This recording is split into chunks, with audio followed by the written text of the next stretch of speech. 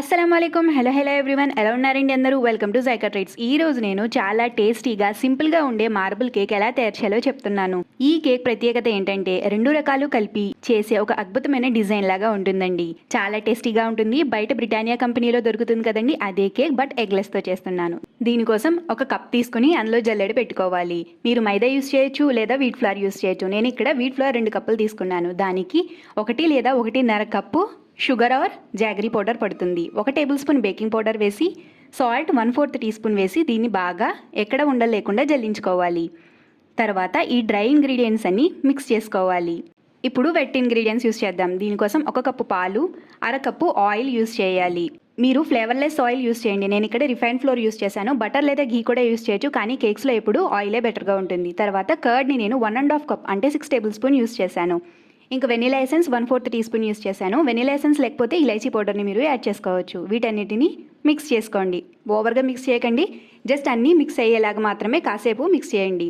నేను ఇక్కడ బ్యాటర్ని 2 హాఫ్స్ చేస్తున్నాను. యాక్చువల్గా 2 హాఫ్స్ కాదండి, 3/4 కప్పు అండ్ 1/4 కప్పులో డివైడ్ చేశాను. 3/4 కప్లో cocoa powder 1.5 teaspoon use చేశాను అండ్ మిల్క్ని 2 టేబుల్ స్పూన్లు వేసుకున్నాను. కోకో పౌడర్ మీరు కావాలంటే తక్కువ చేసుకోవచ్చు, అంటే 1 టేబుల్ స్పూన్ కోకో పౌడర్ అయితే సరిపోతుంది. చాక్లెట్ ఫ్లేవర్ ఎక్కువ కావాలంటే కోకో పౌడర్ని 1.5 టేబుల్ స్పూన్ వేసుకోండి. కడాయిని నేను స్టవ్ మీద మీడియం ఫ్లేమ్ మీద 10 మినిట్స్కి ప్రీ హీట్కి పెట్టేశాను. ఇప్పుడు నేను ఇక్కడ మగ్స్ తీసుకుంటున్నాను. మీరు ఇంట్లో ఉండే ఏ గిన్నెలైనా యూస్ చేసుకోవచ్చు, లేదా మీరు అంతా ఇదే బ్యాటర్ ఒక పెద్ద గిన్నెలో లేదా కేక్ మోల్డ్స్లో వేసుకోవచ్చు.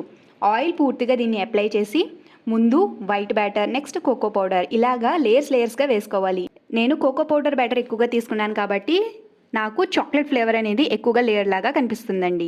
మీరు హాఫ్ చేసుకుని వేసుకుంటే ఇంకా అందంగా కనిపిస్తుంది. టేస్ట్లో ఏ డిఫరెన్స్ ఉండదండి. కోకో పౌడర్ చాక్లెట్ ఫ్లేవర్ వస్తుంది అంతే.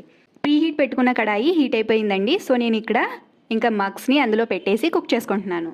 ఆఫ్టర్ 20 మినిట్స్ తర్వాత మనం ఒకసారి కేక్ని తీసి టూత్పిక్ లేదా నైఫ్తో ఫోర్క్ చేసి చూస్తే క్లీన్గా రావాలి. అంతేనండి, మన మార్బుల్ కేక్ రెడీ అయిపోయింది. ఇది పూర్తిగా చల్లారాక మాత్రమే డిమోల్డ్ చేయండి. చల్లారకుండా మీరు డిమోల్డ్ చేశారంటే కేక్ బ్రేక్ అయిపోతుంది. ఎంత అందంగా ఉందో, చాలా స్పంజీగా అండ్ చాలా టేస్టీగా కుదిరిందండి. ఇంత టేస్టీగా అందంగా ఉండే మార్బుల్ కేక్ రెడీ అయ్యింది. ఇంట్లో పిల్లలకి, ఫ్యామిలీకి స్పెషల్గా చేసి పెట్టండి. అందరూ ఖచ్చితంగా హ్యాపీ అవుతారు.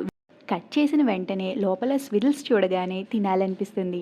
పిల్లల నుండి పెద్దల వరకు ఎవరికైనా ఈ కేక్ చాలా నచ్చేస్తుందండి. ఇంట్లోనే ఇలా బేకింగ్ చేస్తే మనకు తెలిసిన పదార్థాల్లో ఆరోగ్యంగా తయారు చేసుకోవచ్చు. బయట కేక్స్లో ఉండే అదనపు ప్రిజర్వేటివ్స్, కెమికల్స్ ఉండవు. ఇంట్లోనే ఇలా హెల్తీగా ఫ్యామిలీకి మనం కేక్స్ని చేసి పెట్టచ్చు. అంతేకాదండి, బేకింగ్ అనేది ఒక స్ట్రెస్ బస్టర్ కూడా. మనం మన చేతులతో చేసినప్పుడు వచ్చే సంతోషం వేరేలా ఉంటుంది. మరిన్ని ఇలాంటి రెసిపీస్ కోసం జైకా ట్రీట్స్ని ఫాలో అవ్వండి.